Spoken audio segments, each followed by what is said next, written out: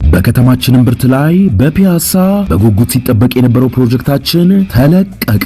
አመቺ በሆነ አከፋፈልና ጥራታቸውን በጠበቁ የግንባታ ቴክኖሎጂ እስከ 30% በሚደርስ የዋጋ ቅናሽ ስናቀርብላችሁ በደስታ ነው። አፓርትመንቶቻችን ከባለ 1 መኝታ እስከ ባለ 3 መኝታ ሲሆኑ ለአጭር ጊዜ ብቻ በሚቆይ የማስታወቂያ ዋጋ ማለትም ከ514500 ብር ቅድመ ክፍያ ጀምሮ ለሽያጭ አቅርበናል። የባንክ ብድር ለምትፈልጉ ደንበኞቻችን እንዲሁ አመቻችተን እንጠብቆታለን። አፓርትመንቶቻችን በውስጣቸው በቂ መኪና ማቆሚያ፣ አውቶማቲክ ጄኔሬተር፣ የመዋኛ ገንዳ፣ ቴራስ ወይም ሰገነት እንዲሁም በቅርብ ርቀት በሚገኙ መናፈሻዎች የተከበቡና ያሸበረቁ ናቸው። ለበለጠ መረጃ ከታች ባለው ስልክ ይደውሉ።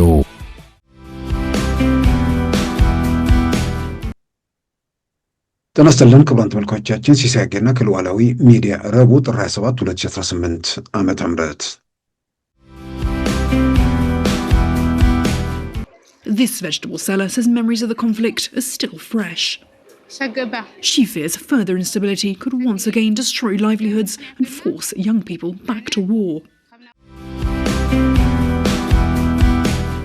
We issue a statement on Ethiopia regarding developments in the Tigray region, where renewed tensions and clashes have contributed to a worsening security environment. The Secretary General is deeply concerned about the potential. የሆነ ወቅት ላይ ማመስገን፣ የሆነ ወቅት ላይ ደግሞ መወንጀል። ስለዚህ እንዴት እናምናቸዋለን የሚል ነገር መጣ። ጥሩ ነው። መረጃውን በደንብ ላልሰበሰበ ሰው፣ ሂደቱን በትክክል ላልገመገመ ሰው፣ ወይ ደግሞ የሚነገረውን ሳያላምጥ ለሚውጥ ሰው ልክ ነው። ደግሞ ነገ ተመልሰው የኤርትራ መንግስትን ደግሞ ሊያመሰግኑ ይችላሉ ብሎ እንደዛ ሊያምን ይችላል። የኤርትራ መንግስት የተመሰገነው መቼና እንዴት ነው? የኤርትራ መንግስት አሁን የተወነጀለው መቼና በምንድን ነው? ያኔ የኤርትራን መንግስት ያመሰገኑበትን ጉዳይ ትክክል አይደለም ብለው ከዛ ሐሳባቸው ጋር ተቃርኖ ውስጥ ገብተዋል። አቶ ገዱ አንዳርጋቸው በወቅቱ ካልተሳሳቱ ኃላፊነታቸው የጠቅላይ ሚኒስትሩ የብሔራዊ ጸጥታ አማካሪ ነበሩ። አቶ ገዱ በአሁኑ ሰዓት የጠቅላይ ሚኒስትር አብይ መንግስት መወገድ አለበት ብቻ ሳይሆን ጠቅላይ ሚኒስትሩ የዓይናቸው ቀለም አያምረኝም ብለው ነጋ ጠባ እንትን ከሚሉ ሰዎች አንዱ ናቸው። እኚህን ሰው በአስረጅነት ነው የጠሩት። ከዚህ በላይ ምን ማስረጃ እንዲቀርብ ነው የሚፈለገው? እኔ የምጠብቀው አሁን ይሄ ትክክል ባይሆን ኖሮ አቶ ገዱ ወዲያውኑ ሚዲያ ላይ ወጥቶ ይናገሩ ነበር።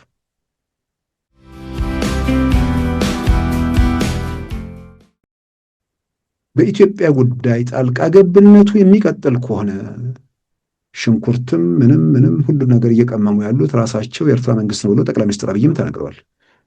ይሄ የሚቀጥል ከሆነ ግን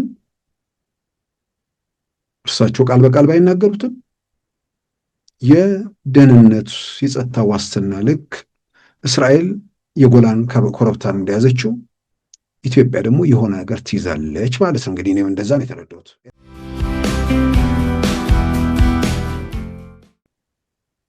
በዛሬው ፕሮግራማችን በእነዚህና በሌሎች ወቅታዊ ጉዳዮች ላይ ትኩረት አድርገናል። አሁን ወደ ዕለቱ ዜና እናመራለን። ለ5 ቀናት ያህል ተቋርጦ የነበረው የኢትዮጵያ አየር መንገድ በረራ በትናንትናው ዕለት ማለዳ ላይ ወደ መቀሌ በተጀመረ በረራ የቀጠለ ቢሆንም በጠለምታ አካባቢ ያደረጉት ውጊያ የከሸፈባቸውና ተመተው መመለሳቸው የተገለጸው የህወሓት ኃይሎች ታጣቂዎቻቸውን ወደ ራያ በማንቀሳቀስ ላይ መሆናቸው ተሰምቷል። በራያና አፋር አዋሳኝ አካባቢ ቢሶበር ላይ በትናንትናው ዕለት እንኮሳ ማድረጋቸው የተገለጸ ሲሆን ግጭቱን ተከትሎ በአፋር ያሉ አካባቢ የሚገኙ ነዋሪዎች ካልዋን ወደ ተባለ ስፍራ መፈናቀላቸውን የአካባቢ ምንጮች ገልጸዋል። በሌላም በኩል ወደ ኢትዮጵያ አየር ኃይል የሚጓጓዙ የጭነት አውሮፕላኖች ቁጥር መጨመሩ ተዘግቧል። የትግራይ ጊዜ አስተዳደር የአየር በረራው እንዲቀጥል ጥያቄ በማቅረቡና ለበረራዎቹም ዋስትና እንደሚሰጥ መናገሩን ተከትሎ በትናንትናው ዕለት በረራው እንደተጀመረ ቢገለጽም የታጣቂዎቹ መሪዎች በውጊያ ለመቀጠል ባላቸው ፍላጎት ኃይላቸውን በማንቀሳቀስ እንዲሁም በአንዳንድ አካባቢዎች ትንኮሳ በማድረግ ላይ መሆናቸው ሲገለጽ የአጸፋ እርምጃ እየተወሰደባቸው መሆኑም ተመልክቷል። አሁን መላ ኃይላቸውን ወደ ትግራይ ደቡባዊ አቅጣጫ በመሳብ በቅድሚያ በትግራይ ሰላም ኃይሎች ላይ በሙሉ ኃይል ጥቃት ለመክፈትና ከፌዴራል መንግስት ጋር ወደ ሙሉ ውጊያ ለመግባት እየተንቀሳቀሱ መሆናቸውን ሪፖርቶች አመልክተዋል። ይህ የህወሓት ኃይሎች እንቅስቃሴ በጊዜያዊ አስተዳደሩ ይሁንታ ያገኝ ለጊዜው ባይታወቅም በክልሉ በሚካሄዱ እንቅስቃሴዎች ላይ ወሳኝ አካል ተብሎ የሚጠቀሰው 9 አባላት ያሉት ኮማንድ ፖስት ሲሆን ጀነራል ታደሰ ወረደን ጨምሮ 3 የጊዜያዊ አስተዳደሩ ኃላፊዎች እዚሁ ኮማንድ ፖስት አባል መሆናቸው ታውቋል። የጊዜያዊ አስተዳደሩ ምክትል ፕሬዝዳንትና ህወሓት ምክትል ሊቀመንበር አቶ አማኑኤል አሰፋ እንዲሁም የክልሉ ጸጥታ ቢሮ ኃላፊ ሌተና ጀነራል ፍስሐ ኪዳኑ ወይንም ፍስሐ መንጁስ ከጀነራል ታደሰ በተጨማሪ የክልሉን አስተዳደር የሚወክሉ የኮማንድ ፖስት አባላት መሆናቸው ታውቋል። የኢትዮጵያ አየር መንገድ እንደገና ወደ ትግራይ በረራ መጀመሩን በተመለከተ ሮይተርስ ትላንት ባቀረበው ዘገባ በመቀሌ ተፈጥሮ የቆየውን ስጋት በቪዲዮ አስደግፈውም አቅርቧል። መንግስትንና የዲፕሎማቲክ ምንጮችን በመጥቀስ ግጭቱ እንደ አውሮፓውያን አቆጣጠር በጥር መጨረሻ መጀመሩንና በዚህም በረራ ማቋረጡን ያስታወሰው ሮይተርስ ያም በትግራይ ውስጥ የፈጠረውን ስጋት በመቀሌ ጎዳና አትክልት ቸርቻሪ የሆነ ነጋዴን አስተያየት አካቷል። This vegetable seller says memories of the conflict are still fresh. She fears further instability could once again destroy livelihoods and force young people back to war.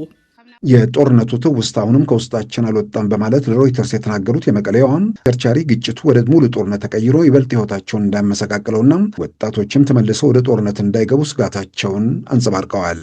ይህ በእንዲህ እንዳለም ባለፈው ሳምንት በትግራይ የተፈጠረውን ግጭት በተመለከተ የተባበሩት መንግስታት ድርጅት ዋና ጸሐፊ አንቶኒዮ ጉተሬስ ያስተላለፉት መልእክት በቃል አቀባያቸው ስቴፈን ጉጃሬት በኩል ኒውዮርክ ላይ በጋዜጠኞች ፊት በድጋሚ አቅርበዋል። ግጭቱ የጸጥታውን ችግር እንደሚያባብሰው በመግለጽ በሲቪሎች ላይ የሚያመጣው ጉዳትና አካባቢውን መልሶ የግጭት ቀጠና ያደርገዋል የሚለው እንደሚያሳስባቸው በመግለጽ ሁሉም ወገኖች ከኃይል ተግባር ታቅበው ልዩነቶቻቸውን በሰላማዊ መንገድ እንዲፈቱና የፕሪቶሪያውን የሰላም ስምምነት እንዲያከብሩ ጠይቀዋል። We issue a statement on Ethiopia regarding developments in the Tigray region where renewed tensions and clashes have contributed to a worsening security environment. The Secretary General is deeply concerned about the potential. ይህ በእንዲህ እንዳለም ከፍተኛ ጭነቶችን በአንድ ጊዜ ማንሳት የሚችሉ አውሮፕላኖች በተከታታይ ቀናት ቢሾፍቱና አዲስ አበባ ዓለም አቀፍ አውሮፕላን ማረፊያ ጭነቶችን እያጓጓዙ መሆኑን የአየር በረራን የሚያስሱ ድረገጾች ዘግበዋል። እሁድ ዕለት ብቻ እስከ 150,000 ኪሎ ግራም ወይም 1500 ኩንታል የሚጭን አንቶኖቭ 124-100 የተባለ አውሮፕላን ቢሾፍቱ የኢትዮጵያ አየር ኃይል ግቢ ጭነት ማራገፉ ሲገለጽ፣ በዚህ ዕለት ሮቢስታር የተባለ ኩባንያ ንብረት የሆነ ሌላ የጭነት አውሮፕላን በተመሳሳይ ቢሾፍቱ አየር ኃይል ግቢ ማረፉ ተዘግቧል። የሮቢስታር ኤርላይንስ የጭነት አውሮፕላን በቀደሙት ቀናት እንደ አውሮፓውያን አቆጣጠር ጥር 18 2026 በተመሳሳይ ጭነት ይዞ ቢሾፍቱ ማረፉ ተዘግቧል። በጥር ወር ብቻ በርካታ የጭነት አውሮፕላኖች ቢሾፍቱ የኢትዮጵያ አየር ኃይል ግቢ ጭነት ማራገፋቸው የተገለጸ ሲሆን እንደ አውሮፓውያን አቆጣጠር ጥር 17 ኤርባስ 330 የጭነት አውሮፕላን ቦሌ ዓለም አቀፍ አውሮፕላን ማረፊያ ሲያርፍ፣ በዚህ ዕለት አንቶኖቭ 124-100 የተባለ ግዙፍ የጭነት አውሮፕላን ደግሞ ቢሾፍቱ የኢትዮጵያ አየር ኃይል ግቢ አርፏል። እንደ አውሮፓውያን አቆጣጠር ጥር 14 2026 ቦይንግ 737-436 የጭነት አውሮፕላን እንዲሁም ጥር 15 2026 አንቶኖቭ 124-100 አውሮፕላን በተመሳሳይ ቢሾፍቱ የኢትዮጵያ አየር ኃይል ጠቅላይ መምሪያ ጭነቶችን ማራገፋቸውን በረራዎችን የሚያስሱ ተቋማትና ግለሰቦች ውስጥ ሪችቴድ በዝርዝር አቅርበዋል።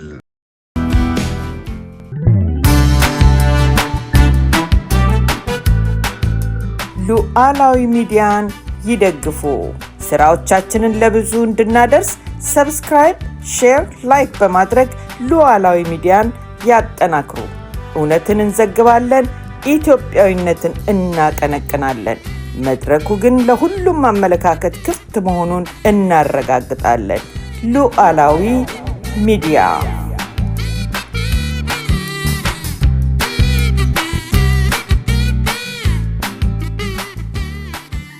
ክቡራን ተመልካቾቻችን ጠቅላይ ሚኒስትር አብይ አህመድ በትናንትናው ዕለት በሕዝብ ተወካዮች ምክር ቤት ቀርበው በኢኮኖሚ በጸጥታና ፖለቲካዊ አጠቃላይ ጉዳይ ላይ ሰፋ ያለ ማብራሪያ መስጠታቸው ይታወሳል። በዛ ማብራሪያቸው ላይ በርካታ ጉዳዮች ብዙዎችን ትኩረት ስበዋል። ይበልጥ ደግሞ ትኩረት የሳበው ከኤርትራ ጋር ያላቸው ልዩነት መቼና እንዴት ጀመር፣ እንዴት ተባባሰ የሚለውን በተመለከተ ያብራሩበት መንገድ ነው። ያንን ተከትሎ እንግዲህ ወዲያውኑ ከየአቅጣጫው ሪያክሽኖች ነበሩ ወይ ደግሞ ግብረ መልሶች ነበሩ። ምናልባት ሁሉም ከየፖለቲካ ፍላጎቱ ወይ ደግሞ ከሚያራምደው አቋም አንጻር ይጠቅመኛል በሚለው አቅጣጫ ሰውን ለማስጓዝ የሚደረግ ጥረት እንዳለ በግልጽ የሚታወቅ ነው። በትናንትናው ዕለት የተናገረው ጽምዶን ትርጉም ባለው ደረጃ የሚያፈርስ ነው ብለው ስለደነገጡ መወራጨት ወይ ደግሞ መራወጥ ከዚህም ከዚያም ይታያል። በተጨባጭ ነገር ላይ ያልተመረኮዘ ከሆነ በተጨባጭ ሁላችንም መሞገት እንችላለን።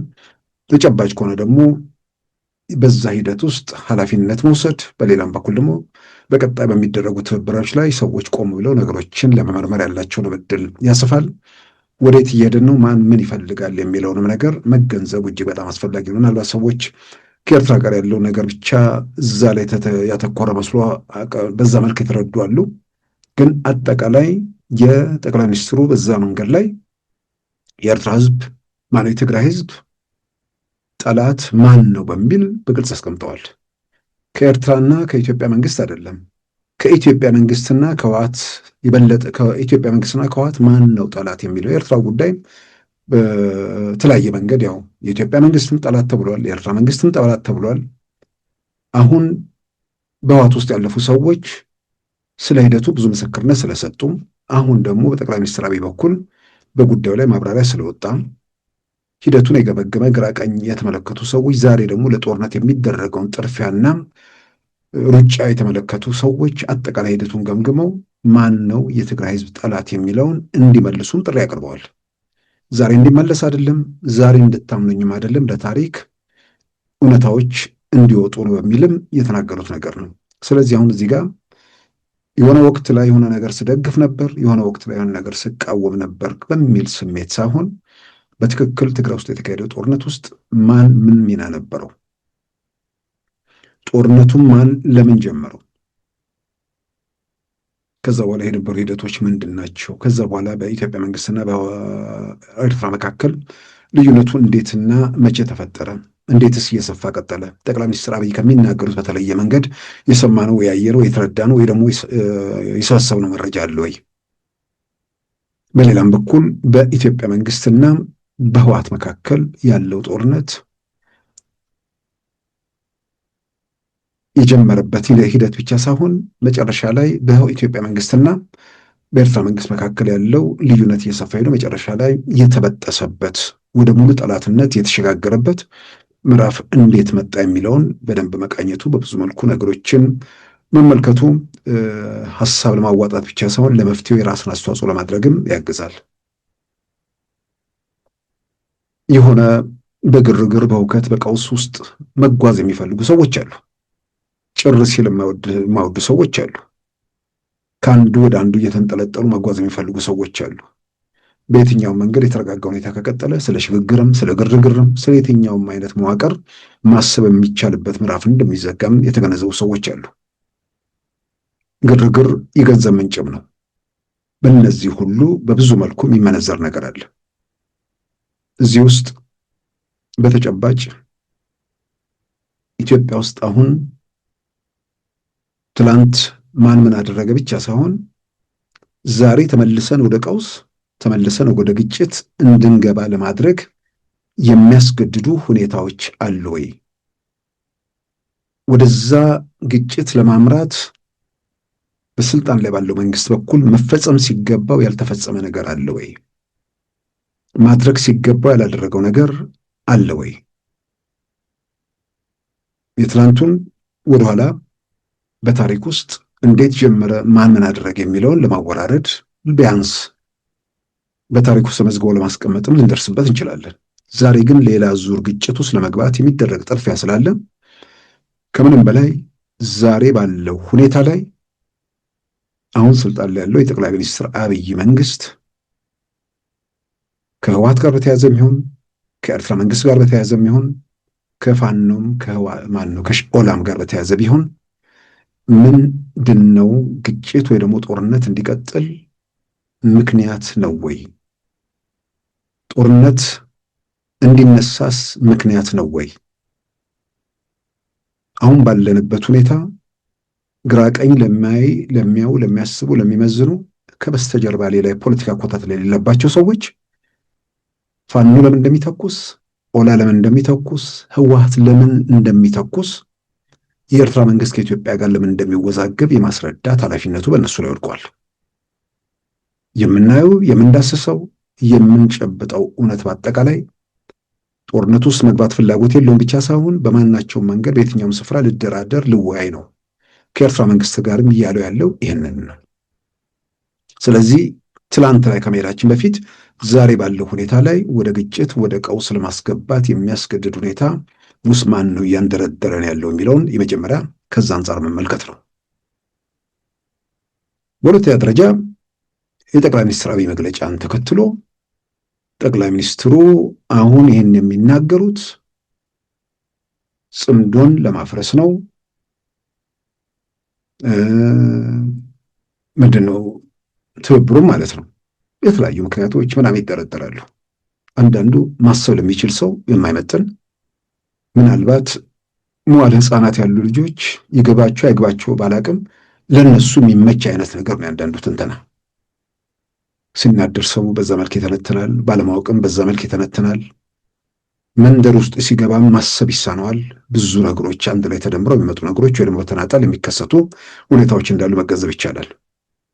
ስለዚህ የመጀመሪያው ጥያቄ አሁን መከራከሪያ ሆኖ እየመጣ ያለው የኤርትራ መንግስት በአደባባይ አመስግነው እንደገና ደግሞ የኤርትራን መንግስት በዚህ መልክ በትግራይ ውስጥ ጥፋት ውድመት አድርሷል የሚል ውንጀላ ውስጥ መግባታቸው ምን ማለት ነው? የሆነ ወቅት ላይ ማመስገን፣ የሆነ ወቅት ላይ ደግሞ መወንጀል። ስለዚህ እንዴት እናምናቸዋለን የሚል ነገር መጣ። ጥሩ ነው። መረጃውን በደንብ ላልሰበሰበ ሰው፣ ሂደቱን በትክክል ላልገመገመ ሰው ወይ ደግሞ የሚነገረውን ሳያላምጥ ለሚውጥ ሰው ልክ ነው። ደግሞ ነገ ተነሰው ተመልሰው የኤርትራ መንግስትን ደግሞ ሊያመሰግኑ ይችላሉ ብሎ እንደዛ ሊያምን ይችላል። የኤርትራ መንግስት የተመሰገነው መቼና እንዴት ነው? የኤርትራ መንግስት አሁን የተወነጀለው መቼና በምንድን ነው? ያኔ የኤርትራን መንግስት ያመሰገኑበትን ጉዳይ ትክክል አይደለም ብለው ከዛ ሀሳባቸው ጋር ተቃርኖ ውስጥ ገብተዋል። የኤርትራ መንግስት የተመሰገነው በአደባባይ ፓርላማ የሚያመሰገኑት ሌሎቻችንም ጥያቄ ውስጥ በማይገባ መንገድ ኢትዮጵያ የሀገር መከላከያ ሰራዊት ትግራይ ውስጥ ትግራይንም ኢትዮጵያንም ለመታደግ ከ80% በላይ የሀገሪቱ የጦር መሳሪያ ያለበት ከፍተኛ ሰራዊቱ ኃይል የሚገኝበትን ሰሜን እዝ ላይ ጥቃት ሰንዝረው መሳሪያውን ለመንጠቅ የነጠቁበትና ሌላውንም ለመንጠቅ በሚጣደፉበት ሰዓት ሰራዊቱ ጀርባው በነሱ ከበባው ስላለ ለመሸሽ ለማምለጥ ለመሻገር የቻለው ወደ ኤርትራ ምድር ነበር። ኤርትራ ምድር ሲሻገር ብዙ ችግር ደርሶበት እዛ ልብስ ሁሉ ምግብም ሰጥተውታል፣ ታድገውታል። ይሄን በአደባባይ መስክረዋል። ይሄን ሌሎች የጦር አዛዦችም ጀነራሎችም በወቅቱ እዛ ሄዱ ሰዎች ሁሉ ይሄን በአደባባይ አረጋግጠዋል። ይህን የሚክድ ይህን የሚያስተባብል ነገር ትላንት ፓርላማ ላይ ሰማን። ከዛ በኋላ ግን በኢትዮጵያና በኤርትራ መንግስታት መካከል ከጦርነቱ መሃል ከጦርነቱም በኋላ ነገሮች እየተባባሱ መጥተው ወደ አለመግባባት ሳይሆን ወደ ጠላትነት ተሸጋግሯል። ወደዛ እንዴት ተሸጋገራችሁ የሚለውን ጥያቄ አንዳንዶች የቀይ ባህር አጀንዳ ሲነሳ አድርገው ይመለከቱታል። ጉዳዩ ከቀይ ባህር ጋር የተያያዘ አይደለም። ከዛ አስቀድሞ በኢትዮጵያና ኤርትራ ታሪክ ጋር ሲንከባለል የመጣ የጥንት ጉዳይ ነው። በኢትዮጵያ በአሁን ባለው ኢትዮጵያ መንግስትና በኤርትራ መንግስት መካከል ደግሞ ልዩነት የፈጠረው በጦርነቱ መሃል የትግራይ ከተሞች ላይ በንጹሃን ላይ አክሱም ከተማ በንጹሃን ላይ የፈጸመ ጭፍጨፋ፣ ከተሞች ላይ የሚደረጉ ምንድነው የንብረት ማውደምና መዝረፍ፣ መነቃቀል፣ እነዚህ ነገሮች እየተባባሱ ሲቀጥሉ አለመግባባቶች እየሰፉ መጡ፣ ወደ ጫፍ ደረሱ። በወቅቱ ባለው ሁኔታ ከነዚህ ሰዎች ጋር ግጭት ውስጥ ለመግባት አንችልም። በአንድ በኩል ህወሓት አለብን፣ በሌላ በኩል እነሱ ጋር አንችልም። በዛ ቁመናችን ላይ ልናደርግ አንችልም።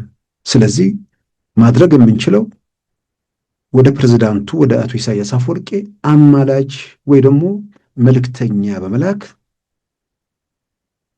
ይህን ነገር ህዝቡን አታጎሳቁሉት፣ ጠላታችን ህወሓት እንጂ ጠላታችን የትግራይ ህዝብ አይደለም የሚል መልእክት የወቅቱ የውጭ ጉዳይ ሚኒስትር የነበሩት ምናልባት የውጭ ጉዳይ ሚኒስትር አይመስሉኝም፣ ጠቅላይ ሚኒስትር አብይ የውጭ ጉዳይ የብሔራዊ ደህንነት አማካሪ ብለዋል የዘረዘሩት አቶ ገዱ አሁን ዶክተር ናቸው። ዶክተር ገዱ አንዳርጋቸውን ላኳቸው ህዝቤን አታጎሳቁሉት ብዬ። ከዛም ባሻገር ምክትል ጠቅላይ ሚኒስትርና የውጭ ጉዳይ ሚኒስትር የነበሩትን አቶ ደመቀ መኮንንንም ላኳቸው። ከዛም በተጨማሪ አሁንም በስልጣን ላይ ያሉ ሰዎችን ልክ ያለው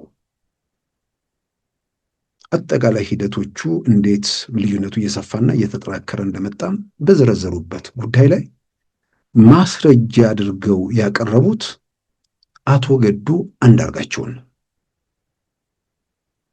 አቶ ገዱ አንዳርጋቸው በወቅቱ ካልተሳሳትኩ ኃላፊነታቸው የጠቅላይ ሚኒስትሩ የብሔራዊ ጸጥታ አማካሪ ነበሩ። አቶ ገዱ በአሁኑ ሰዓት የጠቅላይ ሚኒስትር አብይ መንግስት መወገድ ያለበት ብቻ ሳይሆን ጠቅላይ ሚኒስትሩ የዓይናቸው ቀለም አያምረኝም ብለው ነጋ ጠባ እንትን ከሚሉ ሰዎች አንዱ ናቸው። እኚህን ሰው በአስረጅነት ነው የጠሩት። ከዚህ በላይ ምን ማስረጃ እንዲቀርብ ነው የሚፈለገው? እኔ የምጠብቀው አሁን ይሄ ትክክል ባይሆን ኖሮ አቶ ገዱ ወዲያውኑ ሚዲያ ላይ ወጥቶ ይናገሩ ነበር። ዝምታን መርጠዋል። በዝምታ ውስጥ ግን ተከትሎ የሚመጡ ነገሮች አሉ። እንዲህ አይነት ትልቅ ነገር ይሄ ነገር ተደርጎ አማላጅ ሄደው በአማላጅነት ተጠይቀው ትግራይ ውስጥ በሰላማውያን በንጹሐን ላይ የሚፈጸመውን ግድያ፣ በሀብትና ንብረት ላይ የሚፈጸመውን ነገር በተመለከተ ይሄ ነገር ይቁም፣ ጠላታችን ህወሓት እንጂ ጠላታችን የትግራይ ህዝብ አይደለም የሚለው መልእክት ይዘው ሄደው ይሄንን ይዘው ሄደው ገዱ ነው ብሎ እርሳቸው በአደባባይ ተናግረው ከዛ በኋላ ወዲያውኑ በሆነ ሚዲያ ላይ በፍጥነት መጥተው ማስተባበል ነበረባቸው። እውነት ባይሆን ማለት ነው። በዚህ ደረጃ እንዲህ አይነት ነገር ሊነገርም እንደማይችል በጣም እርግጠኝነት መገመት ይቻላል። ነገር ግን የምገምታቸው ነገሮች ደግሞ አሉ። ለአቶ ገዱም ቶሎ መውጫቸው አሁን የእምነት የምናምን ጉዳይ ሊኖር ይችላል። እምነትንም የሚያሽር በሌላም በኩል ደግሞ ይሄ መረጃ በአደባባይ ዛሬ ተገለጸ እንጂ አቶ ገዱ ለጓደኞቻቸው ለወዳጅ ዘመዶቻቸው ውጭ ሀገርም ጭምር እንደሚናገሩ ምንም የሚያጠራጥር ነገር አይደለም። አሁን ለነዛ ወዳጆቻቸውንም እነሱንም ጭምር ክደው ወደ ሚዲያ ይመጣሉ። የማተብ ጉዳይ ተነስተዋል። ማተባቸውን በጥሰው ይዋሻሉ ወይስ ምንድን ነው የሚሆነው? እንዳልኩት ይሄ ነገር ከፍተኛ ነገር ስለሆነ ወዲያውኑ አልተላኩም። የሆነው ነገር ይሄ ነው ብለው በእርግጠኝነት ኢትዮጵያ ውስጥ የጠቅላይ ሚኒስትር አብይ መግለጫ ሲጠናቀቅ ኢትዮጵያ ውስጥ ከቀኑ 7 ሰዓት እንደዚህ አካባቢ ነው። አሜሪካ ገና እየነጋ ነው። ከዛ በኋላ ባለው ረዥም ሰዓት ውስጥ አቶ ገዱ ስንት ሚዲያ ስንት የምናምን የእንትን ሚዲያዎች እንደሚደውሉላቸው በጣም እርግጠኛ ነኝ። ነገር ግን የተነገረው እውነት ነገር ስለሆነ በዝምታቸው ቀጥለዋል። በዝምታቸው ግን አይዘልቁም። እንደምገምተው ለእርሳቸውም ማምለጫ ቶሎ ብለው ማረጋገጫ መስጠቱ ለእርሳቸው ይጠቅማቸዋል ብዬ አምናለሁ። በዝምታ ውስጥ ግን ምክክሮች ይኖራሉ። ለትግሉ ይጠቅማል፣ ለእንደዚህ ነገር ይደረጋል። ይህን ነገር በአደባባይ ወጥተህ የተላኩት ጦር መሳሪያ ላክል ጨምሩልን ወይ ደግሞ ሌላ ነገር ተብዬ እንጂ እዛ ስላለው ነገር አለ እንደውም ጨፍጭፏቸው ተብዬ በደንብ አድርጋችሁ ክበቧቸው ብሎኝ ነው ብለው ሊናገር ሁሉ ይችላሉ። ይሄ ተቃውሞ ውስጥ ያለው ግራ የገባው አየር ላይ የሚንሳፈፈው መሬት መርገጥ የተሳነው በአየር እየተንሳፈፈ 4 ኪሎ ላይ የሚያንዣብበው በተጨባጭ ግን ደግሞ የሚተነው ቡድን ማለት ነው። ይሄ አይነት ቡድን ዛሬ የኤርትራ መንግስት በዛን ወቅት ይህንን ሲፈጽም የኢትዮጵያ መንግስት ብዙ ጥረዋል። ህወሓቶች ደግሞ አማራ ክልል ገብቶ ይህን ነገር ፈጽመዋል የሚለው ነገር በትብብር በሚያደርጉት ነገር ላይ ትልቅ ደንቃራና እንቅፋት ነው ብለው ስለሚያምኑ አቶ ገዱን እያስጨነቋቸው እንደሆነ እገምታለሁ። ግን የተነገረበት ሁኔታ፣ ዝምታው፣ ሁሉ ነገር በራሱ ከበቂ በላይ የሚናገረው ነገር አለ። ምናልባት የአክሱም ግድያ ምናምን እየተባለ የሚነሱ ነገሮች ላይ ሂደቱ አጠቃላይ ነገር በተመለከተ ከዚህ ቀደም በራሱ በድምፀ ወያኔ የተላለፈን ነገር መሰረት አድርጌም አስተያየት በግሌም ሰጥቻለሁ። ወጣቶችን ራሱ ህወሓቶች እነሱ ሲያቅታቸው ወጣቶችን አስተባብረው ሚሊሻዎችን አስተባብረው ከተማው ከተያዘ በኋላ ጥቃት መሰንዘራቸው፣ ነገር ግን አጸፋው ቤት ለቤት ልብ ጭምር ሆኖ ሰላማዊ ሰዎች መገደላቸውን የሚገልጽ ነገር ነው። በወቅቱ ድምፀ ወያኔ በምስልና በድምፅ ልክ ህዳር 21 ቀን የአክሱም ከተማ ወጣት የብልጽግናና የሻዕቢያን ሰራዊት እያርበደበ ነው ሄደው ነው የሚል ገብረ ጻድቃን አሁንም ለትግራይ ህዝብ መከራ እየደገሰ ያለ ሰውዬ ማለት ነው ኮሎኔሉ። ይህንን መግለጫ ሲሰጡ አስታውሳለሁ። ሰውን በቪዲዮ አለ። ግን ከዛ በኋላ አጸፋው ቤት ለቤት ሆኖ በርካታ ወጣቶች ላይ ጉዳት ደርሷል ብቻ ሳይሆን በርካቶች ተገድለዋል። የኢትዮጵያ ሰብዓዊ መብት ኮሚሽን በወቅቱ ያደረገው ማጣራት አለ። የሰብዓዊ መብት ኮሚሽን አጣሪው ደግሞ ራሱ የፖለቲካ ዓላማ የሰነቀ ሰው መሆኑን በአደባባይ ደግሞ የመሰከረበት ነው። በአጠቃላይ አክሱም ላይ ምንድን ነው የሆነው የሚለውን አሁን ልገልጥ ለመመርመር ጊዜና ሁኔታዎች በጣም የፈቀዱ ይመስለኛል።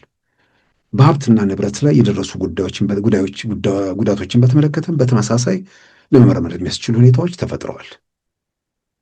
አሁን ምንድነው ፓርቲ ቅኝት በምናምን የሚደረግ ነገር ሳይሆን እውነተኛ ምርመራ ለመክሰስ ለመወንጀል ለምናምን ይቅርና በአጠቃላይ ግን ምን ተፈጸመ የሚለውን ነገር በተገቢው መታየት መዳሰን መመርመር አለበት እና ያኔ በነበረው ሁኔታ ላይ በአደባባይ ምን እንደተፈጠረ ልዩነቱ ምን እንደሆነ ልዩነቱ እንዴት እየተባባሰ እንደቀጠለ ግልጽ አድርገዋል። ይህ ባለበት ሁኔታ ውስጥ በአንድ ራስ ሁለት ምላስ ለምናምን የሚል ምን ማለት ነው? የኢትዮጵያ ሰራዊት ሲጠቃ ከለላ ሰጣችሁን እናመሰግናለን። ከለላ የሰጣችሁን ግን የትግራይን ህዝብ እንዲጨፈጭፉ አይደለም። ከለላ የሰጣችሁን በጋራ ሆነን የጋራ የሆነ ጠላት አለን። እሱን ያ ደግሞ ከትግራይ ውስጥ የተወጣጣ ቡድን ቢሆንም በዛ ቡድን ሳቢያ ህዝቡ ሰለባ ሊሆን አይገባም። ህዝቡ ላይ መከራ ሊደርስበት አይገባም። ጠላታችን ቲፒኤልኤፍ ነው የሚል ዓላማ ሰንቀው ጠላታችን ህዝብ ነው የሚል አጀንዳ ደግሞ ሲታከልበት እዛ ጋር ልዩነት ተፈጠረ ማለት ነው። እዚህ ጋር ምንድን ነው ልዩነቱ? ምን የተለየ ነገር የተነገረ የተለያየ ነገር አለ? አሁን እነዚህ ሰዎች ጠቅላይ ሚኒስትሩ የተለያየ ነገር ተናግረዋል የሚሉ ሰዎች የተናገሩትን የተለያየ ነገር አምጥተው ማሰማት ነው። የመጨረሻ ቃል ወስዶ የኤርትራ መንግስት እናመሰግናለን የሚል ነገር ከሆነ እሱ ትርጉም የለውም። የኢትዮጵያ ሰራዊት ጥቃት ሲሰነዘርበት ከዛ በኋላ ከለላ ሆናችኋል፣ ዝርዝር በደንብ አመስግነዋል። አሁን ደግሞ ከዛ በኋላ የተፈጸመውን ነገር በህዝቡ ላይ መከራ አድርሰዋል። ይሄ ልዩነታችን መንስኤ ሆኗል ብቻ አይደለም፣ ያንን ለማስቆም ሽማግሌ ብዙ መልእክተኛ ብዙ ጊዜ ላላኩኝ። ለዛም ደግሞ ማስረጃ ዋነኛውን የጠቅላይ ሚኒስትሩን ተቃዋሚ እሳቸውን በአስረጅነት አመጡ። ከዚህ በላይ ምን እንዲደረግ የሚጠበቀው? አሁን ቆም ብሎ ማንም ጤነኛ ሰው ማየት ያለበት መመርመር ያለበት ለምንድን ነው ህወሓት ጥያቄ ውስጥ የሚገባ ነገር አይደለም። ህወሓት በወቅቱ በኢትዮጵያም በኤርትራም በአጠቃላይ በአካባቢው ላይ ጠንቅ የሆነ ቡድን ነበር። ዛሬም ጠንቅ ነው። ያን ቡድን ሁለቱም የጋራ ጠላት ነው ብሎ በጋራ መተባበራቸው የሚገርም ነገር አይደለም። ጥያቄ መነሳት ያለበት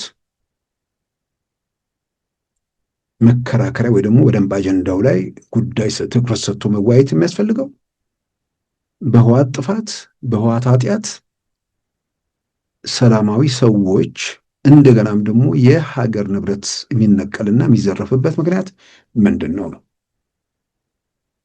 አሁን ኳሱ ያለው የኤርትራ መንግስት እጅ ነው። እናቱ ገዱ ጋ ነው። ይሄን ለክራቸው ለእውነት መመስከር ማምትም እውነት ለመናገር ማሰብ አያስፈልግም። እውነት ነው። ስለዚህ በዚህ ወቅት ይሄ ነገር በመነገሩ የተናደዳችሁ፣ ግራ የገባችሁ፣ በተለያየ መንገድ ተቃውሞ የምታስቀርቡ ሰዎች በአንድ በኩል ከመናገር በፊት አመዛዝኖ መናገር ጥሩ ነው። በሌላ በኩል ደግሞ የምትነግሯቸው ሰዎች ሁል ጊዜ ምንጭናቸውን እንዳለ ሳላምጡ ይወጣሉ አያስቡም እያሉ በዛ መንገድ መቀጠል በየጊዜው ካምፑን የሚያዳክመው ነገር ስለሆነ ለመቃወም የሚያስችል ሁኔታ ሲኖር በዛ ላይ ተመስርቶ መሄድ፣ እንደዚህ አይነት ጉዳዮች ሲሆኑ ደግሞ አላየውም አልሰማውም ብሎ ዞር ማለት ይጠቅማል ብዬ አምናለሁ። ዋናው ነገር ከኤርትራ መንግስት ጋር ባለው ጉዳይ ላይ ትግራይ ውስጥ አሁን የኤርትራ መንግስት በደል አልደረሰብኝም ወይ ደግሞ ችግር አልፈጠረብኝም ብሎ የሚያነሳ ሰው አለ ብዬ አላምንም። የኢትዮጵያ መንግስትን በደል አልደርሶብኛል ብለው የሚያምኑ ብዙዎች እንዳሉ በግልጽ ይታወቃል።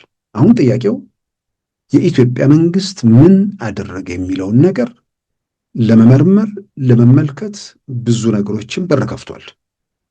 በር የተከፈተው ዛሬ አይደለም። አጠቃላይ ህወሓት ውስጥ የተፈጠረውን ክፍል ተከትሎ ህወሓት ጦርነቱን ለምን እንደጀመረው ቤተ መንግስት ለመመለስ በ15 ቀን አዲስ አበባ እንገባለን ብለው ሮኬቱን እናርከፈከፈባቸዋለን ብለው መግለጫ ሰጥተው ወይ ደግሞ በማዕከላዊ ኮሚቴ ይሄን ተናግረው ያናሳካለን ብለው የለኮሱት እሳት ነው። ከዛ በኋላ የሆነውን ሁሉ ሰለባዎቹ ዋጋ ከፍለውበታል። የጸጥታ የኢትዮጵያ ሀገር መከላከያ ሰራዊትም ትልቅ ዋጋ የከፈለበት ነው። ግን ሀገሩን ከመፍረስ ከእልቂት የታደገ ኦፕሬሽን ተደርጎ ብዙ ነገሮች ተቀልብሰዋል። ያ ጦርነት በጦርነቱ በተከሰተበትም ከዛ በኋላ ባለው ሁኔታውም ለአብዛኛው ኢትዮጵያዊ ግልጽ ነበር። ግልጽ የሆነው ለምንድን ነው? ሂደቱ በጣም ግልጽ ስለነበር። አጠቃላይ ፖለቲካውን ለሚገመግመው ሆነ ሰው ደግሞ በወቅቱ የነበረው የጠቅላይ ሚኒስትር አብይ መንግስት ሰሜን ዕዝ ትግራይ ውስጥ ሆኖ ሊነጠቅ እንደሚችል እየገመገመ ቀርቶ ውስጡ ገና በደንብ ያልተዋሃደና የቲፒኤልኤፍ ቅርንጫፍ በደንብ መዋቅር በዘረጋበት መከላከያን ይዞ ወደ ውጊያ ሊገባ የሚችልበት በምንም ታምር ማሰብ የማይችል ሰው ብቻ ነው። በዛ ሰዓት ልዋጋ ቢል እንኳን ቀጥቶ ወደ ውጊያ ሊገባ የሚችለው ለሞት የወሰነ ብቻ ነው በወቅቱ እንትን የሚለው። ስለዚህ የኢትዮጵያ መንግስት ሊተኩስ የሚችልበት ምን ምክንያት ይኖራል? ገና አዲስ መንግስት ነው።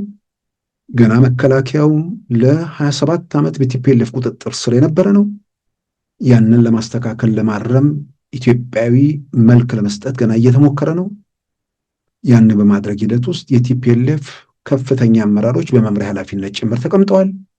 ዛሬ የአንዱ ታጣቂ ቡድን በእዝ ደረጃ ከሶስቱ እዝ ነው ምናምን ከሚሉት እንትን ውስጥ አንዱ መሪ ጀነራል ማዕሾ በየነ የደቡብ እዝ አዛዥ ነበሩ በጠቅላይ ሚኒስትር አብይ ስልጣን ዘመን።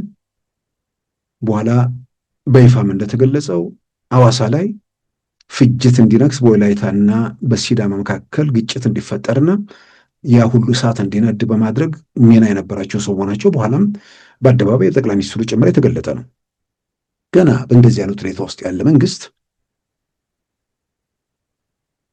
ሌላው ብሔርተኛው ሀገሩን እያመሰ በነበረበት የአዲስ አበባ ጥያቄ ምናምን እየተባለ ሁከት በነገሰበት አክቲቪስቶች ምናምን ሰው ዘግዝቀው በሚገድሉበት ብዙ ነገር በነበረበት ሁኔታ ውስጥ እያየ እሳት ውስጥ ራሱን የሚከት ምንም አይነት መንግስት ሊኖር አይችልም፣ ወይ ደግሞ ቡድን ሊኖር አይችልም። ምናልባት የጠቅላይ ሚኒስትር አብይ መንግስት አሁን ህወሓትን የሚመሩት ጦር አዛዦች አይነት ቡድን ቢሆን ያኔ ሊያደርጉ ይችላሉ ብለን እንገመግማለን። ምክንያቱም ያደርጉት ነገር እነዚህ ትንሽ ማሰብ መቻላቸው ጥያቄው ስለሚያስገባ ማለት ነው። ሁሉን ነገር ሮኬት ይዘው ምናምን ይዘው ከሮኬቱ የሚበልጡ ደግሞ አዛዦቻቸውን ይዘው ውጤቱ እንዴት እንደተደመደመ አይተው ተመልሰው የሚንፈራገጡ የሆነ ነገር ቢሳካ ሻዕቢያ እግርና እጅ ቆርቾን ቆርጦ ሜዳ ላይ የሚያንደባልላቸው መሆኑን እንኳን መገንዘብ የማይችሉ የወርቅ ንግዱ፣ የሰው ንግዱ ሌላውን ነገር ለማስቀጠል ዋስትና እናገኛለን ብለው ከነመኖራቸው ህልውናቸውን ጭምር የሚያሳጣ ነገር ውስጥ መግባታቸውን የማይገነዘቡ ሰዎች እንደነዚህ አይነት ሰዎች ቢሆኑ ያኔ ጦርነት ጀምሩ ብለን ሊጀምሩ ይችላሉ ብለን ልንጠረጥር እንችላለን። አቅማቸውን ነገሮችን የመመዘንና የመተንተን ኃይላቸውን ባለፉት 7 ዓመታት ከዛ በፊት በነበረውን ጊዜ ያየናቸው ሰዎች እንዲህ አይነት እብደትና ምናምን ውስጥ ሊገቡ አይችሉም። ያ ፖለቲካዊ ግምገማ ሲደረግ ማለት ነው። ግን ሜዳ ላይ ያሉ ማስረጃዎች አሉ። ሜዳ ላይ ያሉት ማስረጃዎች የሽምግልናው ጥረት ነው። የአገር ሽማግሌዎች፣ የሃይማኖት አባቶች ወደ መቀሌ ተመላልሰው ደጅ ጠኑ። በመጨረሻም ተሳካላቸው። በመጨረሻም ሸራተን መድረክ ተጠራና ብልጽግናና ህወሓት ሊመካከሩ ቀጠሮ ተያዘ። ቀጠሮው ቀናት ሲቀሩት ህወሓት አልገኝም ብሎ አዲስ አበባ ባሉት የህወሓት ተወካይ በዶክተር አዲስ ዓለም ባሌማ በኩል ለአትሌት ኃይሌ ገብረስላሴ መልእክት አደረሱት። ይሄንን ኃይሌ በሚዲያ ላይ ቀርቦ በዝርዝር የተናገረው ነገር ከዛ በኋላ የኢትዮጵያ ሀገር መከላከያ ሰራዊት ሰሜን ዕዝ አዛዥን ለመቀየር የማይችልበት ሁኔታ ተፈጠረ። አዛዡን መልሶ አባረሯቸው። ከመስከረም 30 በኋላ ስልጣን ያለው መንግስት አይደለም ሰራዊትን ማዘዝ አይችልም አሉ። በኢትዮጵያ ህገ መንግስት ያልተፈቀደውን የክልል ምርጫ ኮሚሽን አቋቁሞ ምርጫ ያደረጉ። ይሄ ሁሉ አጠቃላይ ሂደት ማን ህግ ጥሶ ማን ህግ አፍርሶ በመጨረሻ ማን እንደተኮሰ በማያጠራጥርና በማወላዳ መንገድ ዛሬ ላይ እዚህ ላይ ጥያቄ የሚያነሳ ክርክር የሚያነሳ ወገን አለ ብዬ አላምንም። ስለዚህ የጠቅላይ ሚኒስትር አብይ መንግስት ከትግራይ ጋር በተያያዘ ራሱን መከላከል አልነበረበትም። ጦርነት ሲከፈትበት እጅና እግሩን አጣጥፎ 27 ዓመት መከራ ስቃይ ያነገሱ ሰዎች ቤተ መንግስት እንዲመለሱ ያ ሁሉ መስዋዕትነት ወጣቱ ታግሎ እንትን ያለውን መስዋዕትነት ሲቀለበስ ሲመልከት ተመልሶ የባርነት አገዛዝ ኢትዮጵያ ላይ ጫን። ከዛ ውጭ ምን ማድረግ ሲገባው ምን አላደረገም? ተወጋ፣ ምላሽ ሰጠ።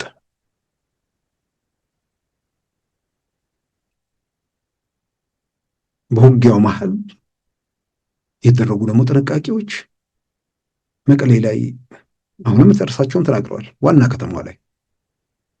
ከተማ ላይ ውጊያው እንዳይደረግ የተደረጉ መጠነ ሰፊ ጥንቃቄዎች የሁለተኛው የመጨረሻው ሊገባ ሲልም ወደ መቀሌ ሳይገባ ወደ ሰላም ስምምነት ለመሄድ የተደረገው ውሳኔ መጀመሪያ ሲገባም ከተማዋ ላይ ውድመትና እልቂት እንዳይኖር የተደረጉ ጥንቃቄዎችን ዛሬ እየተነገረ ነው። ስለዚህ በዚህ ሂደት ውስጥ ስልጣን ላይ ያለው የጠቅላይ ሚኒስትር አብይ መንግስት ትግራይ ውስጥ ምን ማድረግ ሲገባው አላደረገም።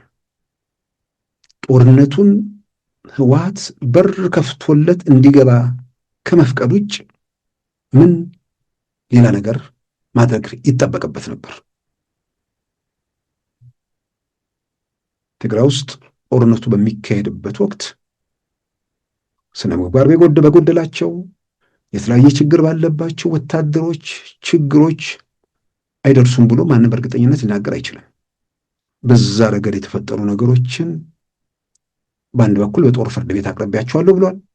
በሌላም በኩል ደግሞ ጉዳዩ በገለልተኝነት የሚታይበት አጠቃላይ ደግሞ በሽግግር ፍትህ ሂደቱ የሚመረመርበት ሁኔታ እንዲመጣ በጋራ የፕሪቶሪያ ስምምነት ላይም ተስማምተዋል። አሁን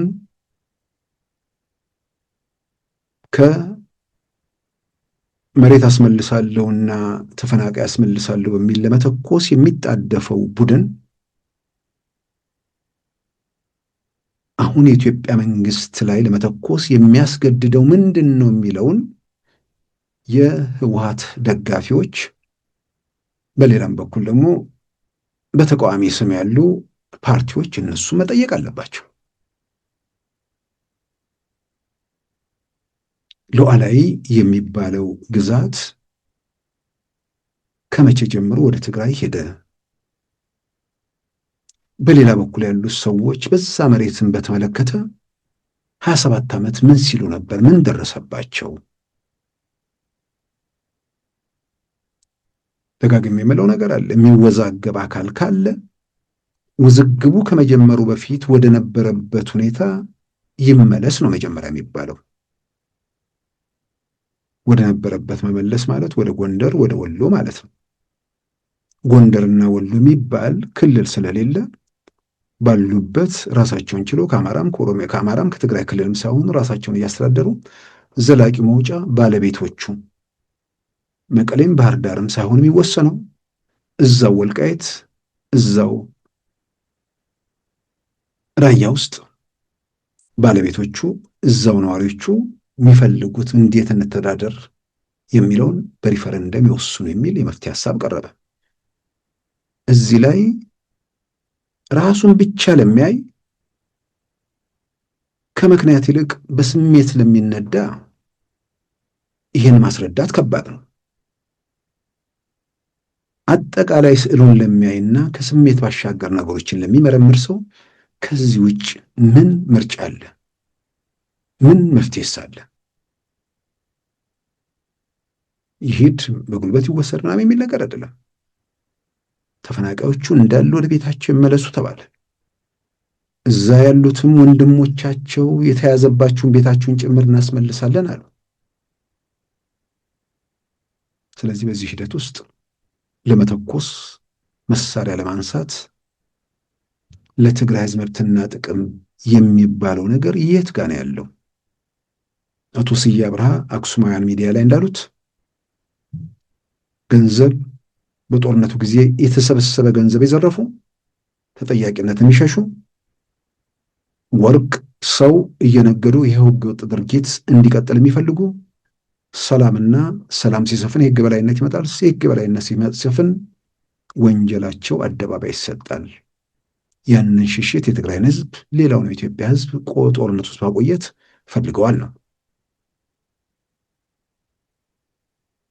እዚህ ጋር አሁን ምናልባት እነዚህ በኢትዮጵያ በዚህ በህወሓት የቀድሞ ትግል ውስጥ ያለፉ ሰዎች የተወሰነ ነገር ለነሱ አድቫንቴጃቸው ብዬ ማስበው ወደ ትግል ከመሄዳቸው በፊት ስለ ኢትዮጵያ የተሻለ ግንዛቤ ያላቸው ለትምህርት ከትግራይ ወጥተው ወደ አዲስ አበባ ዩኒቨርሲቲ ሲመጡ ከሌላው ማህበረሰብ ጋርም አብሮ መኖር አብሮ መቀላቀልም የተወሰነ ነገር በዛ ረገድ ያዳበሩት ነገር አለ። አሁን ጀነራል ምናምን የሚባሉ ሰዎች ደግሞ በአብዛኛው ከግብርና ወደ ጫካ መውጣታቸውን የተነገረው ከሌላው ኢትዮጵያዊ ጋር ሌላውን ኢትዮጵያዊ ያወቁት ወይ ደግሞ እንትን ማለት የጀመሩት ወደ ስልጣን ከመጡ በኋላ ነው። ወደ ስልጣን ከመጡ በኋላ ደግሞ ሌላውን ኢትዮጵያዊ በኩል አይን ለማየት አልታደሉም።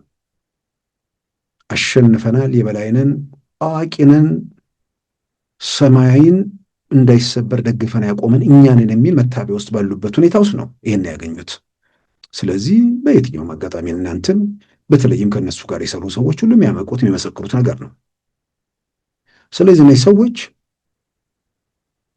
ሌላውን ሰው ሲያውቁት በበላይነት ስሜት ነው። በእኩልነት ስሜት ነገሮችን ለመረዳት ገና አልታደሉም ነበር። አሁን ቤተ መንግስቱን ሲለቁ ሁሉ ነገር እንትን ሲልባቸው ብዙ ነገሮች ተምታቶባቸዋል።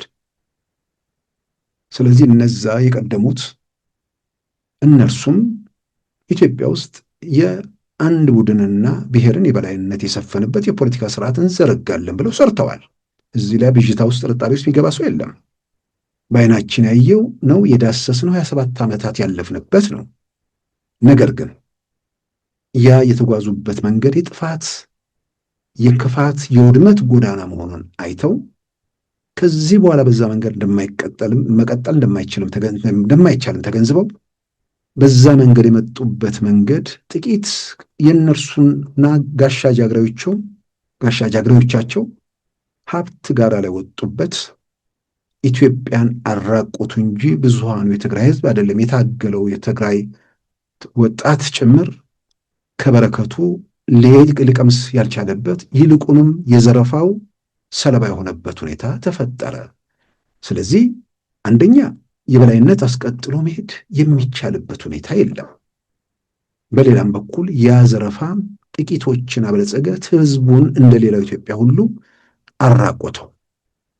ስለዚህ ከዛ ስተታቸው ከዛ ጥፋታቸው ተምረው ትግራይ ውስጥ ከዚህ በኋላ የትግራይ ህዝብ የሚጠቀመው የትግራይ ህዝብ መብትና ነፃነቱ የሚከበረው በትልቋ ኢትዮጵያ በየትኛውም የኢትዮጵያ ጫፍ በነፃነት መንቀሳቀስ በነፃነት መስራት የሚችልበት የጎሪጥ የማይታይበት ጥቂት ተደራጅተው ቤተ መንግስት የገቡ ሰዎች በሚፈጽሙት ወንጀል እነርሱ በሚፈጥሩት ኃጢአት ሌላው ጥርጣሬ የሚታይበት ምዕራፍ ለአንድና ለመጨረሻ ተዘግቷል። በነገራችን ላይ ያ ከዚህ በኋላም በየትኛውም የኢትዮጵያ ማዕዘን ሀገሩ ነው ሰፈሩ ነው በነፃነት መኖር የሚችልበት የፖለቲካ ስርዓት እንዲመጣ ያ ብቻ መውጫ እንደሆነ እነዚህ በተማሪዎች ትግል ውስጥ ያለፉ የህወሓት መሪዎች የሆኑ አሁን በአደባባይ እየወጡ የሚመሰክሩት እነ አቶ ስዬ እነ ጀነራል ጻድቃን እነዚህ የመሳሰሉ ሰዎች ይህን ሁኔታ በደንብ ይገነዘባሉ።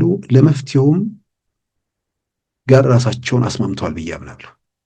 ሌላው ግን ያው ባልኩት በራሱ ችግር ወደዚህ ደረጃ ማደግ አልቻለም። ትግራይ ውስጥ የሚባሉ ፓርቲዎች የነሱ ደግሞ ችግር ልክ ከግብርና ወደ እንትን ሄዱ ሰዎች አይነት ችግር ነው። እነዚህ ሰዎች በአብዛኛው በቲፒኤልኤፍ ዘመን ያደጉ ናቸው። ያ እድገታቸው የፈጠረባቸው ነገር የበላይ ነን ብለው ያምናሉ። በምክር ቤት ውስጥ እኮ ቬቶ ፓወር ይገባናል በኢትዮጵያ ፓርላማ ውስጥ እኮ ብለው በአደባባይ እኮ የጻፉ ሰዎች ናቸው። እነዚህ እስኪድኑ እስኪሻላቸው ጊዜ ሊወስድ ይችላል። እነዚህን ለኢትዮጵያ ፖለቲካ ለትግራይ ፖለቲካ የሚፈይዱት ብዙ ነገር አለ ብዬ አላምንም። ይልቁንም አሁን የመጡ የትግራይ ወጣቶች ሌሎችም በአጠቃላይ በፖለቲካው ላይ ራሳቸውን ገንቢ ሚና ይጫወታሉ ብዬ አምናለሁ።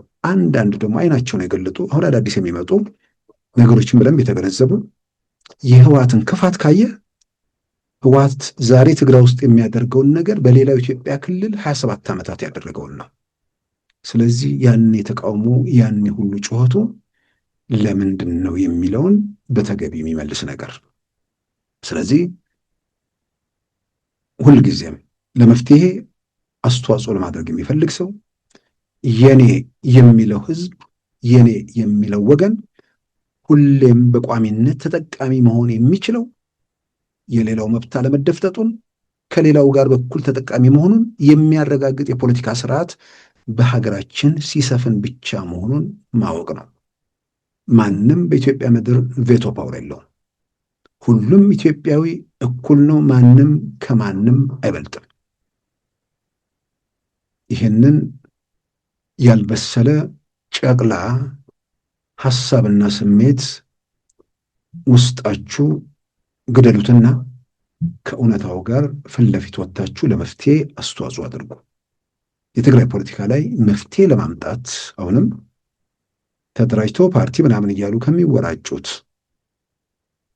ሌሎች ኢትዮጵያ ፓርቲዎች እንዳሉ ነገሩን የተገነዘቡ እንዳሉ በደንብ አውቃለሁ። ብዙ መግለጫዎቻቸው ምናምን በተለያየ መንገድ ይታያል። ግን አንዳንድ አሉ ትላንት ላይ የቆሙ ከህወሓት የሚሻሉት ስልጣን አለመያዛቸው እንጂ ስልጣን ቢይዙ ከህወሓት ይባሱ እንደሚሆኑ ደግሞ ምልክት የሚሰጡ አሉ። ያው መጥፎ ስለሆነም ክፉ ስለሆነ አይደለም፣ በቃ ያደጉበት ሁኔታ እንዴት አድርገን እኩል ሆነን እንሆናለን የሚል ነገር ገና ስላልተዋሃዳቸው ነው። ስለዚህ ትግራይ ውስጥ ያለውን ነገር ለማረም፣ ትግራይ ውስጥ ያለውን ለማስተካከል ቀደምቶቹ ህወሓት መሪዎች እንዲሁም ደግሞ አሁን የሚመጣው የትግራይ ትውልድ ወጣቱ አሁን እያደጉ ያሉት አሁን ቲክቶክ ላይ ምናምን ላይ ትልቅ ሚና የሚጫወቱት እነሱ ብዙ ነገሮችን ለማስተካከል የበለጠ እድል አላቸው። አጠቃላይ ሂደቶችን ለማረም ለወደፊት በተሻለ ለመጓዝ ሁኔታዎች ይበልጥ የተመቻቹ ይሆናሉ ብዬ አምናለሁ። ይሄ የሆነ ቦታ ላይ የቆመው ቡድንም ውስጡ አሁን የሚቀሩ ሰዎች እንዳሉ ይታመናል። ውስጡ ይሄ አደጋ የሚያመጣው ጣጣ ምንድን ነው ለትግራይም ለራሳቸውም ጭምር እንደሚሆን መጨረሻቸው እንደማያምር የተገነዘቡ ትንሽ ግራ ቀኝ ለማገናዘብ የሆነ ነገር ማየት የቻሉ ሰዎች ይኖራሉ ውስጣቸው ተብሎ ይታመናል። ምልክቶችም ስለሚታዩ በዛ ረገድ የተወሰኑ ነገሮች ምንድነው ለለውጥ የተወሰነ አስተዋጽኦ ይኖራል ብዬ አምናለሁ። ከዛ ውጭ የኤርትራ መንግስትም አሁን ጠቅላይ ሚኒስትር አብይ የጎላን ኮረብታን ወይ ደግሞ የጎላን ተራራን ጎላን ሃይትስ የሚባለውን በምሳሌነት ማንሳታቸው ከዛ ሁሉ ንግግራቸው የበለጠ አስቆጥቷቸዋል። የጎላን ኮረብታ በእስራኤልና አረቦች ጦርነት ወቅት እስራኤል የያዘችው ነው፣ የኔ ነው ግዛት ነው አትለውም፣ የሌባኖን ነው። ነገር ግን እንዳልጠቃ እንደ ዋስትና ብላ ይዘዋለች። ኢትዮጵያ መሆን ከቀይ ባህር አንጻር የደህንነት ዋስትና አለብኝ የሚል ነገር እያነሳች ስለሆነ ቦታ ልትይዝ ነው የሚል እንትን ውስጥ ገብተዋል።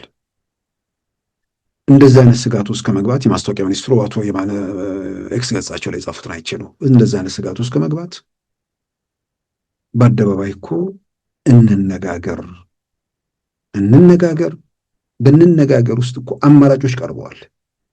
አማራጮች ከምጽዋ እስከ ሞቃዲሾ 5000 ኪሎ ሜትር የባህር መስመጥ ምንድን ነው ዳርቻ አለ። ከ5000 ኪሎ ሜትር ውስጥ 50 ኪሎ ሜትር ብቻ ነው የምንፈልገው መውጫ። ይሄን ለማግኘት እንነጋገር። በንግግር ውስጥ ኢትዮጵያ ታላቁ የህዳሴ ግድብ አለ፣ ከፍተኛ ኃይል የማይመነጭ ከዛ ውስጥ ድርሻ ውሰዱ። ወይንም ከኢትዮጵያ አየር መንገድ በአፍሪካ ግንባር ቀደሙ በዓለም ላይ ከፍ እያለ የመጣ አየር መንገድ ከሱም ድርሻ ውሰዱ። አሊያም ደግሞ በኪራይ ስጡን፣ ወይንም ደግሞ በመሬት እንለዋወጥ። አሁን እኔ ከምሬ ነው የምለው፣ በምክንያት የሚያስቡ ሰዎች እዚህ ላይ ምንድን ነው ክፋቱ? በኪራይ ቢባል በዓለም አቀፍ ሕግ የሚታሰር ነው። በሰጥቶ መቀበል ቢባል የሆነ ወደብ እንደ አሰብ ወደብ አካባቢ ያለው መሬት ይሰጣል። በምላሹ ደግሞ ትልቅ የእርሻ የለም የቡና የናም ወይ ደግሞ ሌላ ቦታ ይሰጣል። ይሄስ በስምምነት ነው። እነዚህ አማራጮች ተገፍተው በኢትዮጵያ ጉዳይ ጣልቃ ገብነቱ የሚቀጥል ከሆነ ሽንኩርትም ምንም ሁሉ ነገር እየቀመሙ ያሉት ራሳቸው የኤርትራ መንግስት ነው ብሎ ጠቅላይ ሚኒስትር አብይም ተናግረዋል። ይሄ የሚቀጥል ከሆነ ግን እርሳቸው ቃል በቃል ባይናገሩትም የደህንነት የጸጥታ ዋስትና ልክ እስራኤል የጎላን ኮረብታን እንደያዘችው ኢትዮጵያ ደግሞ የሆነ ነገር ትይዛለች ማለት ነው። እንግዲህ እኔም እንደዛ ነው የተረዳሁት። ኤርትራ ማስታወቂያ ሚኒስትሩም እንደዛ ተረድተው በዛ መልኩ እንትን ያሉት። ግን እዛ ጋር ሳይደረስ የሰላም የውይይት የንግግር በሮች ተከፍተዋል። እንነጋገር የሚል ተማጽኖ እኮ ነው እየቀረበ ተማጽኖ ነው እየቀረበ ያለው። ከዚህ በላይ ሰላም መፈለግ አለ? ከዚህ በላይ ለሰላም ደጅ መጥናት አለ? ይህ ባለበት ሁኔታ ምናልባት ወደፊት የሚመጡ ኤርትራ ልጆች አሁንም መድረክ ያጡ ኤርትራውያን ይሄ ነገር ምንድን ነው ክፋቱ? የኤርትራ መንግስት በዚህ አማራጭ ላይ ምን እንደመነጋገር የማይችለው የሚል ጥያቄ እንዳያነሱ በኤርትራ ምድር እንኳን ተራው ዜጋ ባለስልጣናቱም በዚህ ጉዳይ ላይ ጥያቄ ማንሳት እንደማይችሉ የቀደመው የ2000 በኢትዮጵያ አቆጣጠር በ1994 በፈረንጆቹን በ2001 ጀምሮ ላለፉት 25 ዓመታት በኤርትራ ወህኒ ቤት የሚገኙት የኤርትራው የውጭ ጉዳይ ሚኒስትር የነበሩት አቶ ኃይሌ ወልደትንሳኤ፣ የመከላከያ ሚኒስትሩ የነበሩት አቶ ጴጥሮስ ሰለሞን፣ እነዚህን የመሳሰሉ ቡድን 15 የሚባሉ ሰዎች የታሪክ ማስረጃዎች ናቸው። ከፊሉ አይናቸው ወህኒ ቤት ውስጥ ጠፍቷል፣ ከፊሉ ህይወታቸው አልፏል። ያንን እያዩ ሌሎች የኤርትራ ባለስልጣናት በእሳት ሊጫወቱ የሚችሉበት ሁኔታ የለም። ግን በእርግጠኝነት ሁኔታዎች ሄዶ ተያይዞ በአፍጢም መደፋት የሚሆን ከሆነ ምናልባት የዛን ጊዜ የራሳቸውን አስተዋጽኦ ሊያደርጉ ይችላሉ ተብሎ ይታመናል እና በኢትዮጵያ የውስጥ ጉዳይም ከኤርትራ ጋር በተያያዘም በምክንያት በማስረጃ የሚከራከር ሰው የኢትዮጵያ መንግስት ከሰላም ባሻገር ለጦርነት ለግጭት ፍላጎት አለውን? ከዚህ በላይ ምን ያድርግ? ሰላምን ለማግኘት ዘላቂ የሆነ ደግሞ የኢኮኖሚ ጠቃሚነትን ለማረጋገጥ ከእንነጋገር በላይ ምን ይደረጋል? ከታጣቂዎቹም ጋር እንነጋገር ነው፣ ከሁሉም ጋር እንነጋገር ነው። ምናልባት ከታጣቂዎቹ ጋር በንነጋገር ውስጥ አንድ ያነሱት ነገር ምናልባት ሁላችን ብዙ ጊዜ ስንል የነበረውን ነገር ብዙ ከማለት ባጭር ቃል በሚገርም ሁኔታ ገለጹት። ጠላት እግዚአብሔር ጠላት አይስጥ ይባላል። በተለይም ደግሞ ደንቆሮ ጠላት አይስጥ። ጠላት እንትን ይገድልሃል፣ ደንቆሮ ጠላት ደግሞ ነገንም ጭምር ይገድላል። ትምህርት ቤት ልጆች እንዳይሄዱ ጭምር ያደርጋል። እነዚህ ሰዎች ነገ የሆነ ነገር ቢሳካላቸው ማንን ይዘው ነው መንግስት የሚሆኑት ብለዋል። ደንቆሮ ጠላት። ይህንን የፓርላማው ውይይት ላይ የተነሱ ነገሮች ከኢኮኖሚም ከምንም በርካታ ጉዳዮች ተነስተዋል። እንግዲህ በተጨባጭ በማስረጃ መከራከር ለሁላችንም ይጠቅመናል። እዛ ላይ የአብኑ ተወካይ ያነሱትን ነገር አየሁ። እውነት ለመናገር ሌላው ቢቀር አንዳንድ ነገሮች ላይ በተለይ በኢኮኖሚ ልማት በእርገት በምናምን አሁን ስልጣን ያለው መንግስት ጋር በተለይ ደግሞ የውጭ ምንዛሪ ክምችት ምናምን በአደባባይ የሚታዩ ነገሮችን እንዴት ብትሎ ጥያቄ ብለው እንደቀረበ እኔ በግሌ ግራ ገብቶኛል። ከግሽበት ጋር በተያያዘም ዓለም አቀፉ የገንዘብ ድርጅት በቅርቡ 10 ቀን አይሞላም ባወጣው ሪፖርት የኢትዮጵያ የኢኮኖሚ ማሻሻያ ፕሮግራም ስኬት ብሎ ከጠቀሳቸው ነገሮች ኢንፍሌሽን ቀንሷል የሚለው ነው። ይህ ሁሉ ዓለም አቀፍ ማስረጃም ብዙ በእጅ የሚታዩ የሚዳሰሱ ነገሮች ባሉበት ተጨባጭ የሆኑ ነገሮችን መሰረት አድርጎ ነበር መከራከር የሚገባው። የሚጠቅመውም ያ ነው። በኋላ ምንድነው የገመገምኩት እኔ እነዚህ ሰዎች በተለይ ተቃውሞ ውስጥ ያሉ ሰዎች ዝም ብሎ ሰውን ለማደናገር ብቻ የሆነ ነገር ዝም ብሎ እየመገቡት የሚኖሩ ነበር ይመስለኝ። ጉዳዩ ወደ ፓርላማ ሲመጣ እየቆየ ሲመጡ እነሱ ማመኑበት ወይ የሚል ጥርጣሬ ውስጥ ነው በግሌ ገባኝ። ስለዚህ የተጨበጡ ክርክሮች ለሁላችንም ይጠቅማሉ።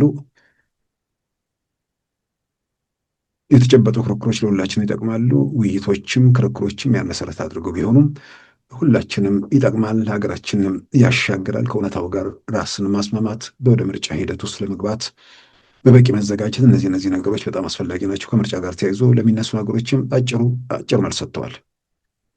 የፖለቲካ ሂደቱን አሁን ካለው በተሻለ አሳታፊ ይሆናል በሚል ቃል ገብተዋል። ይህንን አንዳንድ ወገኖች ጋር እንደ መከራከሪያ ምርጫውን እቆጣጠረዋለሁ ማለታቸው ነው። ስለዚህ ነፃ አለመሆኑን ያረጋግጣል የሚል ይመስላል። አንዳንዶች ግን ቀላል ነገር ነው። ስልጣን ያለው መንግስት አንዳንድ ምርጫ ቦታዎች ላይ እጩዎችን አያቀርብም ማለት ነው። አለቀ። ምንም ጣጣ የለውም እኮ። ፓርላማ ውስጥ በቂ ቁጥር እንዲገባ 547 የምርጫ ክልሎች አሉ። ቢያንስ 47ቱ ላይ አላቀርብም ቢል በዛ ቦታ ተቃዋሚዎች ይገባሉ ማለት ነው። እዚህ ጋር ከምርጫ ቦርድ ጋር ከምናምን ጋር የሚገናኝ ነገር የለም። አንዳንዴ የሚሰጡ አስተያየቶች ትንሽ ቆም ብሎ አስበው ቢሰጡ ጥሩ ነው። ከዛ ውጭ ከጸጥታ ጋር እያያዙት ነገር አለ። ግልጽ አድርገዋል። በማስረጃ ተከራክረዋል። 28,000 ታቦታት ለጥምቀት በዓል ወጥተው አድረው በሰላም ተመልሰዋል። በመላ ኢትዮጵያ ውለው አድረው ተመልሰዋል። ምርጫ ደግሞ የደቂቃዎች የሰዓታት ጉዳይ ነው። ስለዚህ እዚያ በሰላም ተጠናቆ ምርጫ ላይ ምን የሚፈጠር ችግር አለ የሚል ነገር አንስተዋል። ስለዚህ ምርጫው እንደማይራዘም ከምርጫው ውጭ ሌላ መንገድ እንደሌለም ግልጽ አድርገዋል ብቻ ሳይሆን ምናልባትም አዲስ ነገር ምርጫ ባይካሄድም የሽግግር መንግስት አይኖርም የሚል መልእክትም አስተላልፈዋል። ይሄ አዲስ ነገር ነው። ምርጫ እንዳይካሄድ ምኞት ያላችሁ ሰዎች ምናልባት አንዳንዴ ጦርነቱን በዚህም በዚያ ማፋፍመን የምርጫውን ቀን ማራዘም እንችላለን ብለው የሚያስቡ ካሉ ምርጫ በዕለቱ ባይካሄድም መስከረም መጨረሻ አዲሱ መንግስት ባይሰየምም ሽግግር የሚባል ነገር የለም የሚለው መልእክት ምናልባት ያ ነገር አስበው ከሆነም ለሱም ጥሩ ትምህርት ነውና የጠቅላይ ሚኒስትሩን የፓርላማ ውሎ መሰረት አድርጎ ተጨባጭ የሆኑ ክርክሮችና ውይይቶች ቢኖሩ በግሌ ማበረታታው መደገፍ ነው። ለኢትዮጵያ የሚበጀው ትርጉም ያለው ውይይትና ክርክር ነው። ይሄ የደቦ የምናምን ነገር ብዙ የሚጠቅም አይመስለኝም። ክቡራን ተመልካቾቻችን የዛሬ ረቡዕ ጥር 27 2018 ፕሮግራማችን በዚሁ ተጠናቋል። ጤና ይስጥልን።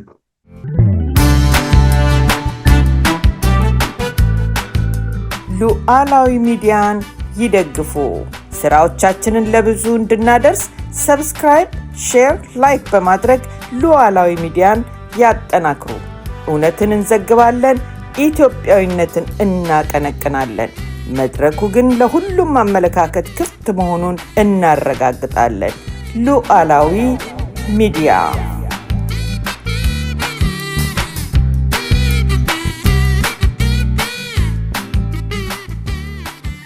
የዛሬ ረቡዕ ጥር 27 2018 ፕሮግራማችን በዚሁ ተጠናቋል። ጤና ይስጥልን።